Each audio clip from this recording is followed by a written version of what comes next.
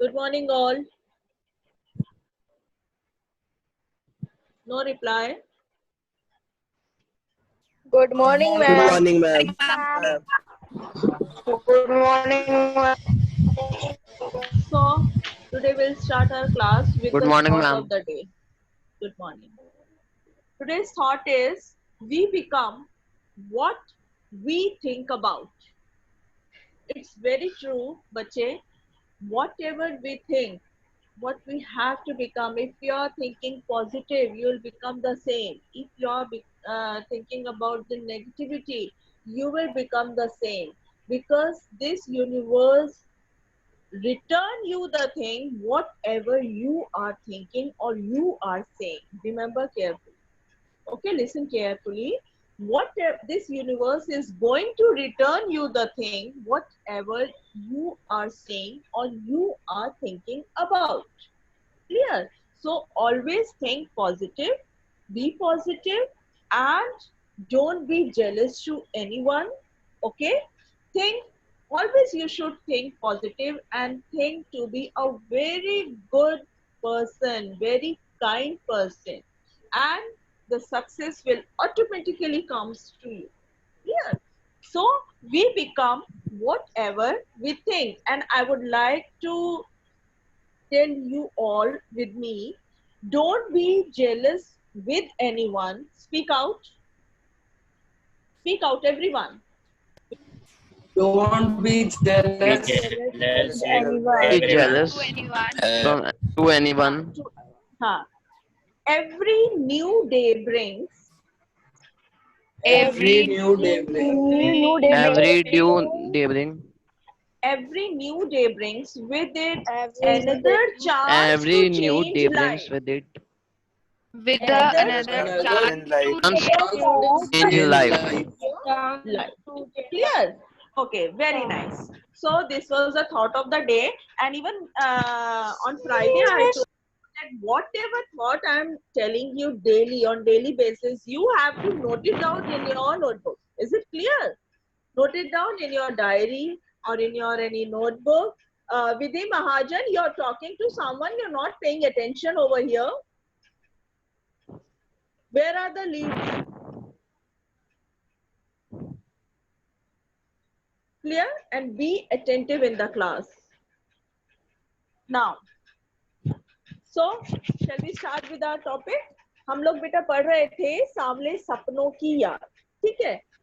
सांवले सपनों की याद मुझे लग रहा है आप लोगों को सबको समझ आ गई होगी, but still a small recap. सांवले सपनों की याद में हमारे जो जाबिर हुसैन साहब हैं, उन्होंने सालिम अली के बारे में लिखा है. और एक मिनट,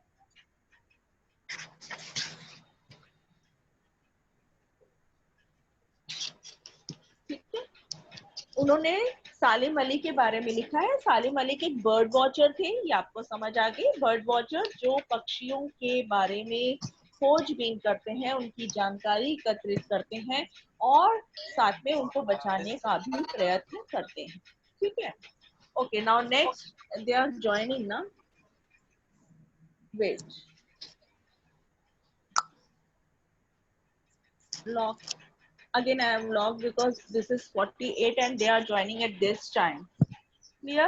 तो हमने अभी यहाँ तक पढ़ लिया था. अब हम आज आगे का करेंगे. For that, I am going to share you the screen. And one more thing, class 9th A, not you people are not given the names. Those who have taken the book set from the school. Only half of the students have responded that they have taken the book set. Each and every child has to send that you have taken or not. According to that, we have to arrange that when you will go and take the book set, because this is the last time you are getting the book set. Okay? only few students not taken.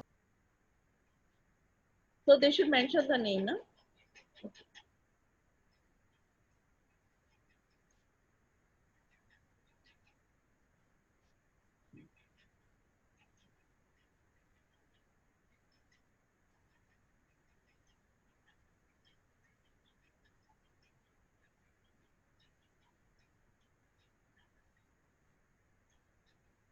हाँ जी.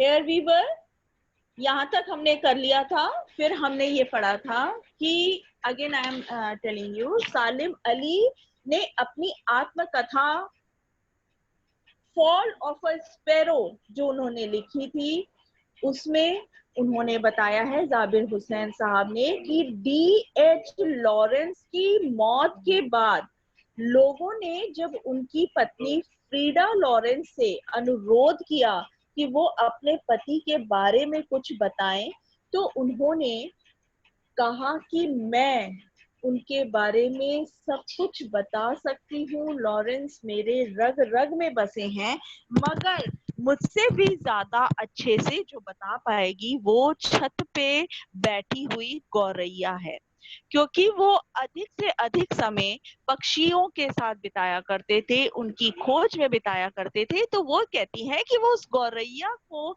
उस Lawrence के बारे में ज्यादा मालूम होगा. यहाँ तक हमने कर लिया था. Now next one, this is the last paragraph today will see. यहाँ पे अब देखिए, वो ये कहते हैं कि जटिल प्राणियों के लिए सालिम अली हमेशा एक पहेली बने रहेंगे. बचपन के दिनों में उनकी एयर गन से घायल होकर गिरने वाली नीले कंठ की गौरैया सारी जिंदगी उन्हें खोज के नए नए रास्तों की तरफ ले जाती रही.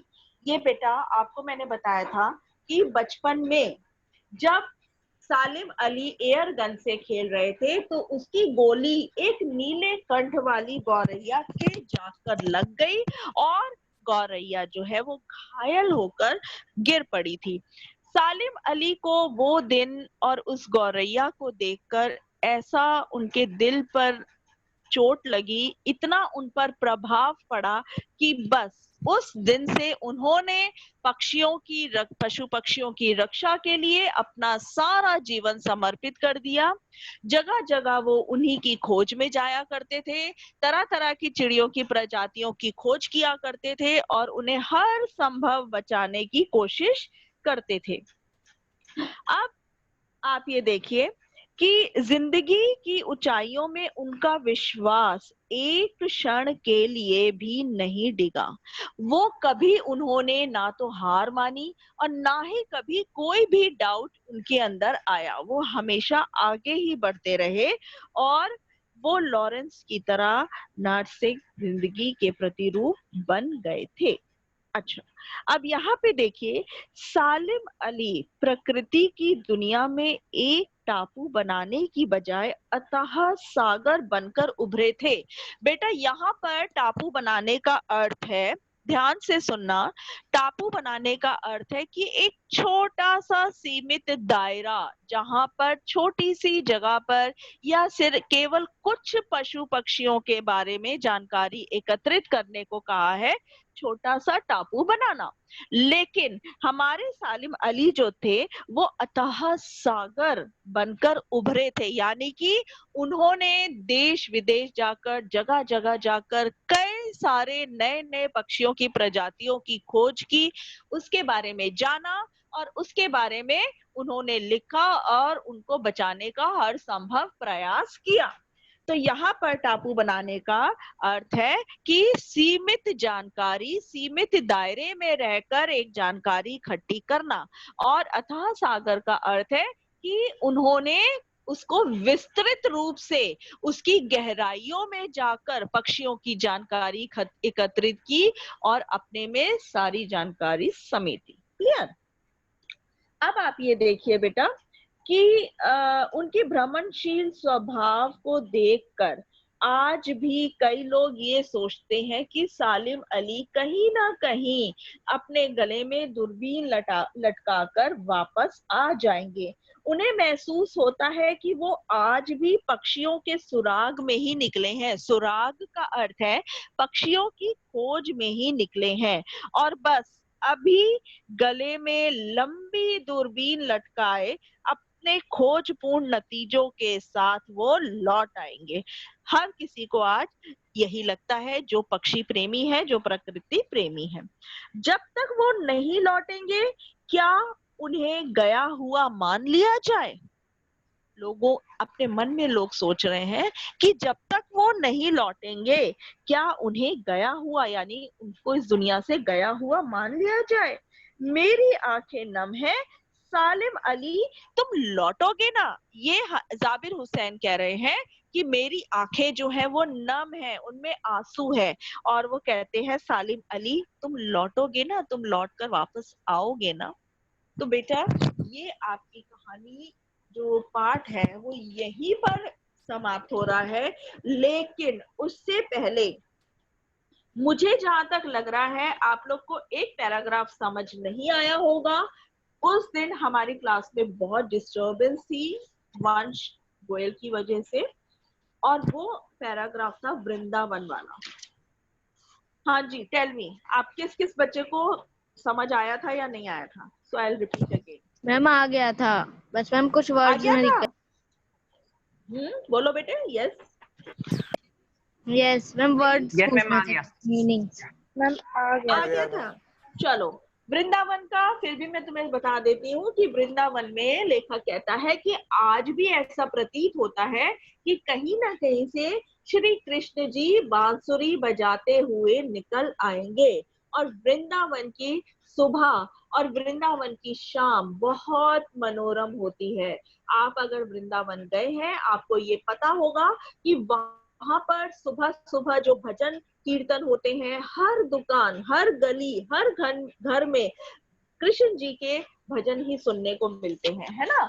और अगर आप शाम को भी चले जाएं, दिन में चले जाएं, तो हर जगह से वहां पर कृष्ण जी के भजन की आवाज आ रही होती है, कृष्ण जी का गुणगान हमेशा हमें सुनाई देता है। तो वो कहते हैं वहां की सुबह और शाम बहुत ही मनोरम होती है, और ऐसी भीड़ जो कृष्ण जी के दर्शन के लिए जा रही होती है, ठाकुर जी के दर्शन के लिए, ऐसा प्रतीत होता है कहीं ना कहीं से कृष्ण जी निकल कर आएंगे अपनी बांसुरी बजाते हुए। आपने वृंदावन में एक चीज और नोट की होगी बेटा, वहां पर गाय को कभी कोई मारता नहीं है। हर जगह हर गली में गाय घूम रही होती है, सिर्फ वहां पर गाय को अगर गाय रास्ते में भी आ जाए तो उनको राधे राधे कहकर बोल दिया जाता है, और गाय जो है वो खुद वहां से हट जाती है या उसे हाथ लगाकर हटा देते हैं, लेकिन मारता हुआ कोई दिखाई नहीं देता।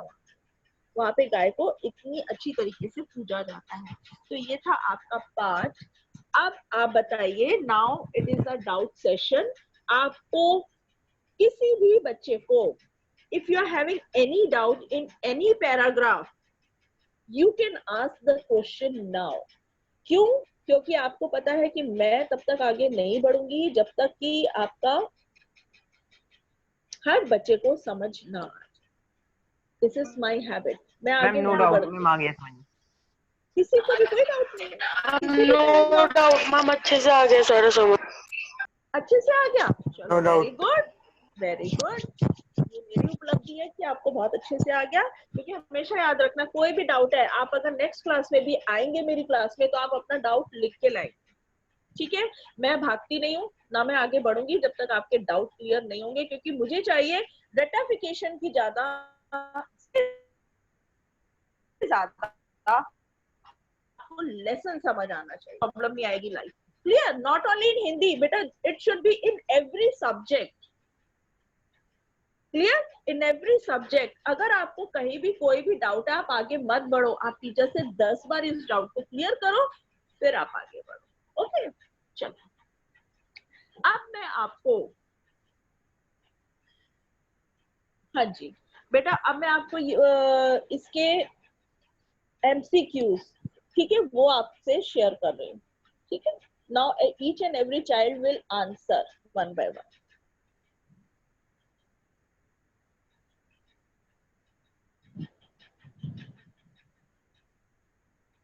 I am sharing my screen now.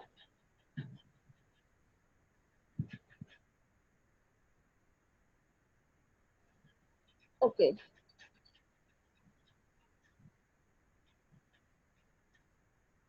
ये देखिए, देखिए, first is, can you see this? Can you see my screen? Yes, ma'am. Yes ma'am. Very good. Okay, now see first question. Lawrence को किससे बहुत प्रेम था?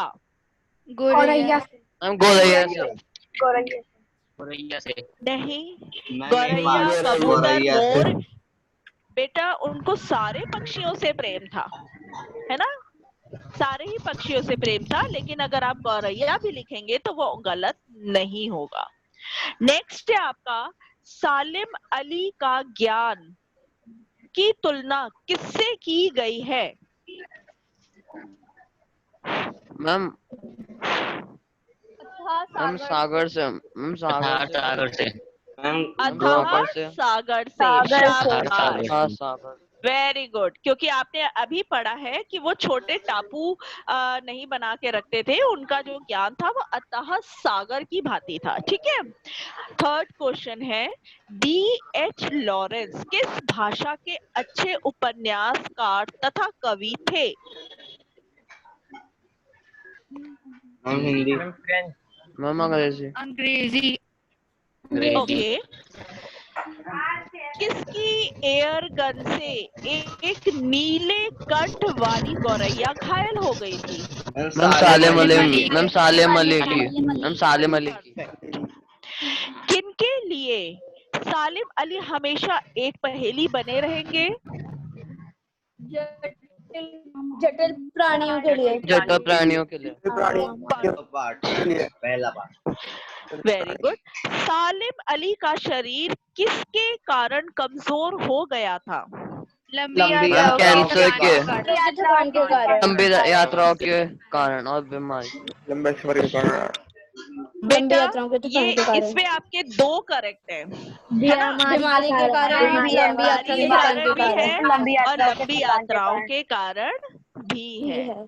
के कारण लंबी यात्रा। अच्छा, मैम नहीं, तो कौन सा सबसे अप्रोप्रिएट होगा, मतलब कौन सा? मैं दोनों वही ही? आपको बताने जा रही हूँ। सुन लो, अब ध्यान से सुनना। मैं वही बताने जा रही हूँ क्योंकि आप लोग इसमें से बहुत सारे बच्चे गलती करेंगे। अब ध्यान से सुनना बेटा। सालिम अली का शरीर जो अगर कमजोर हुआ था वो बीमारी के कारण हुआ था, और जो लंबी यात्रा वाला आंसर है वो आंसर नहीं है। वो आपने पाठ में ध्यान से सुना होगा तो आपको मालूम पड़ेगा कि हमारा जो लेखक है जाबिर हुसैन, उन्होंने यह सोचा था। समझ आ गई? वो ये सोचते थे कि हो सकता है लंबी यात्रा की थकान के कारण भी उनका शरीर दुर्बल हो गया होगा। समझ आ गई? लेकिन जो सही आंसर है वो है बीमारी के कारण। उनको कैंसर की बीमारी हुई थी, इसलिए वो कमजोर हो गए थे। लेकिन हमारा लेखक यह सोचता था कि यात्रा के कारण भी उनको कमजोरी आ गई होगी, लेकिन आंसर ये सही नहीं है। सही आंसर फर्स्ट वाला है। अब क्लियर हो गया? Yes ma'am. Okay. Seven question है, पक्षियों की सुरक्षा के लिए किसकी आंखें समर्पित थी? सालिम अली। सालिम अली। परफेक्ट। पक्षियों की मधुर आवाज से कौन रोमांचित नहीं होता है? आम आदमी। आम आदमी। आम आदमी। आम आदमी। परफेक्ट। प्रस्तुत पाठ में सालिम अली का कौन सा रूप सामने लाया है? पक्षी प्रेमिका। पक्षी प्रेमिका। पक्षी प्रेमी। परफेक्ट। सालिम अली की मौत किस कारण हुई थी? कैंसर के कारण। Perfect, very nice. अब चलिए आगे देखो।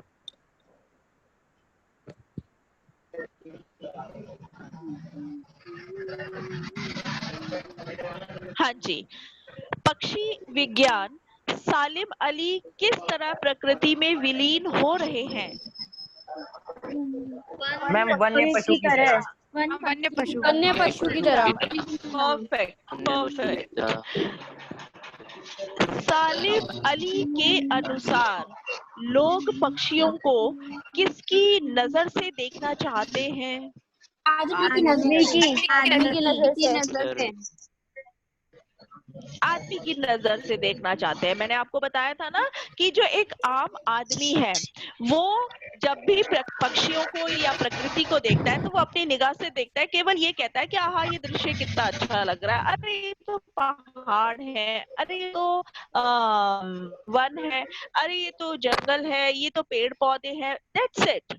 अगर चिड़िया बैठ के अरे चिड़िया क्या क्यों कूक रही है, उसको कुछ समझ नहीं आता। अगर आप प्रकृति प्रेमी के नजर से देखें तो आपको समझ आएगा, या प्रकृति की नजर से देखें तो आपको ये समझ आएगा कि जो पक्षियों की चहचहाहट है वो एक मधुर संगीत के तरह है।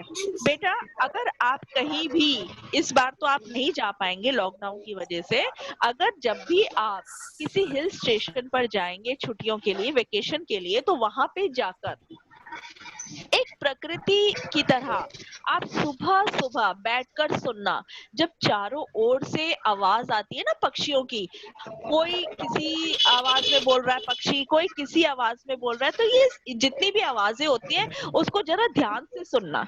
ध्यान से जब सुनोगे तो तुम्हें ऑटोमेटिकली बहुत अच्छा लगेगा, बहुत अच्छा महसूस होगा। तो कभी भी जाना तो सुनना, और अपना जो भी, ये किसी का माइक खुला है, म्यूट योरसेल्फ। और जो भी एक्सपीरियंस होगा उस समय वो आप जरूर एक डायरी में लिखना वहां बैठ के, क्लियर ना? डायरी में लिखना कि आपको प्रकृति कैसी लगी और प्रकृति की नजर से आपको पक्षी कैसे लगे। ओके चलिए आगे चलते हैं। किसकी मधुर आवाज से आदमी रोमांचित नहीं होता है? पक्षियों की आवाज से रोमांचित नहीं होगा। ये व्यक्ति की नजर से देखो तो आपके अंदर एक मधुर संगीत का फुआरा छूटता हुआ नजर प्रतीत होगा। आपको एहसास होगा कि किसी कोने से बहुत मधुर दूसरी आवाज आ रही है, किसी दूसरे कोने से किसी दूसरे पक्षी की आवाज आ रही है, और कई बार तो एक सी आवाजें, एक ही पक्षी की आवाजें चारों तरफ से जब मिलकर आती है तो वाकई इसको ध्यान से सुनो तो ऐसा लगता है कोई म्यूजिक बज रहा है। ओके चलो आगे देखें।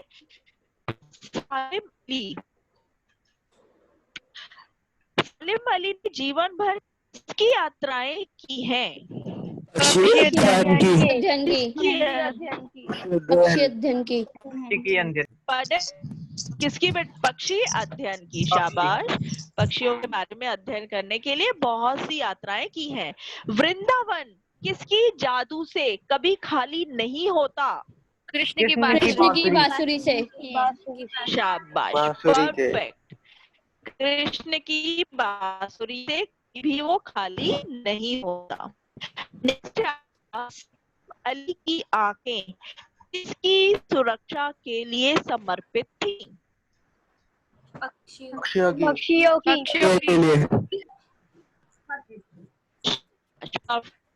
सुरक्षा है वो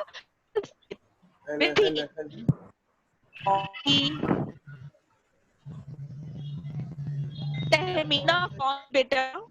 एनीवन? सालिम अली की पत्नी। सालिम अली की पत्नी। सालिम अली की जीवन संगनी यानी कि उनकी पत्नी थी तहमीना, जो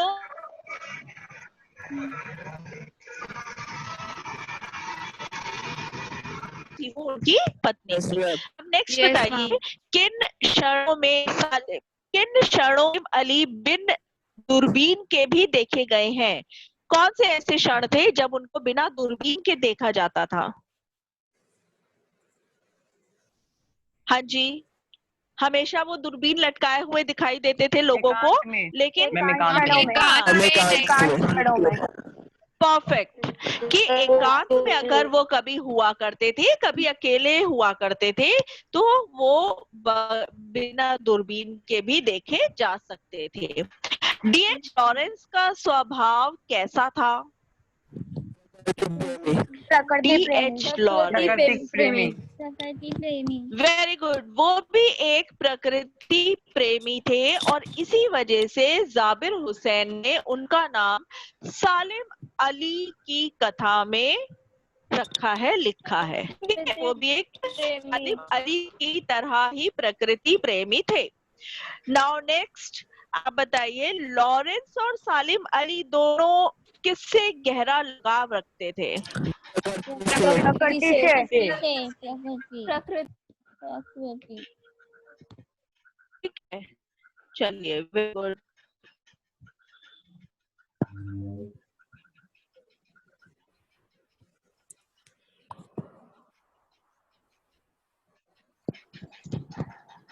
आपकी आधी रिवीजन तो इससे हो जाएगी, आप देखना। अच्छा, again I think this is the same one ना। सालिम अली के ज्ञान की तुलना किससे की गई है?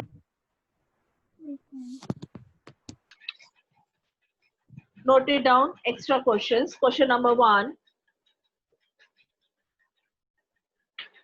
वृंदावन में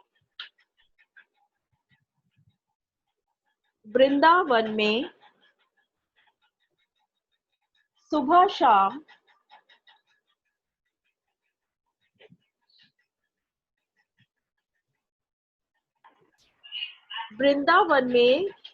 शाम पाठ के आधार पर बताइए।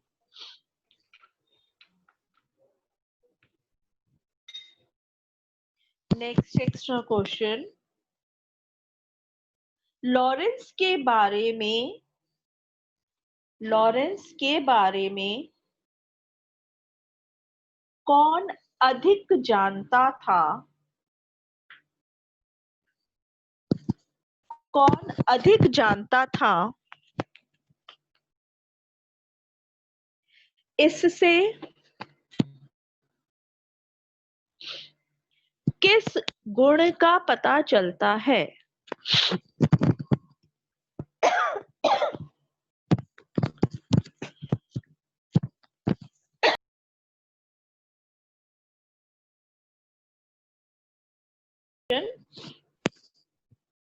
लेखक मनुष्य की किस क्रियाकलाप को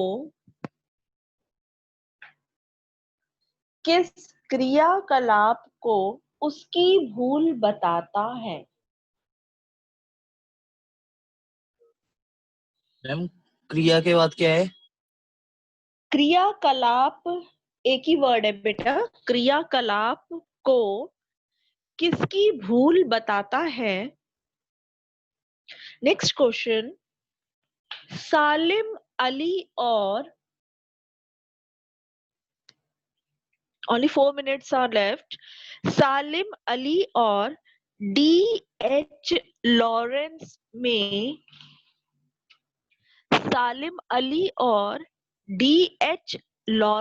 में क्या समानता थी?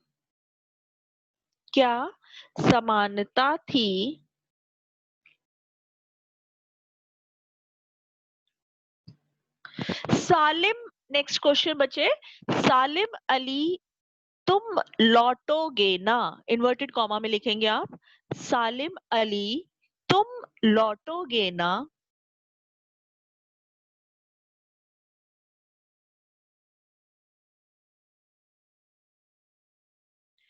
लेखक ने ऐसा क्यों कहा है? क्यों कहा है? Do you know this answer?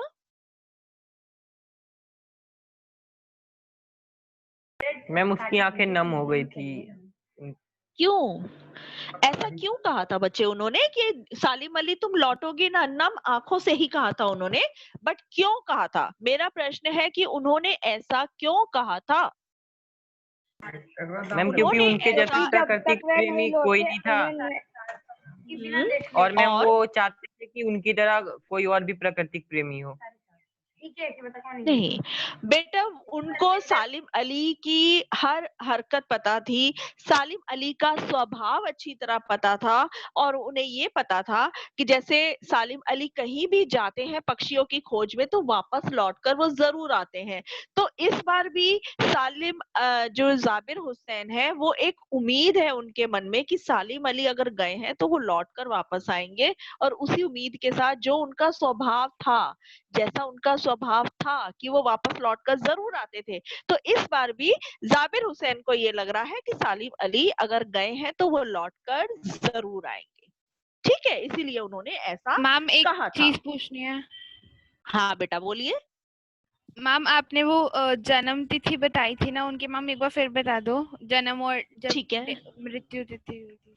मैं बता देती हूँ बेटा, पहले क्वेश्चन नोट कर लो, मैं अभी बता देती हूँ। ठीक है, अच्छा आप ये बताइए, सांवले सपनों की याद पाठ से आपको क्या सीख मिली है? आपको क्या सीख मिली है? हमें प्रकृति प्रेमी बनना चाहिए। हमें ठीक है, अपनी चलिए प्रकृति से प्रेम करना चाहिए। ठीक है, गुड। अनन्या लिख लो बेटा, उनका जन्म हुआ था 1896 में, 1896 में, और निधन हुआ था 1987 में। और आपको निधन और मृत्यु के बारे में फर्क पता चल गया था? Yes. Okay good, very good. अब आगे चलो बेटा, अब लिखिए सालिम अली का यह सफर, सालिम अली का यह सफर उनके दूसरे सफर से किस तरह भिन्न है?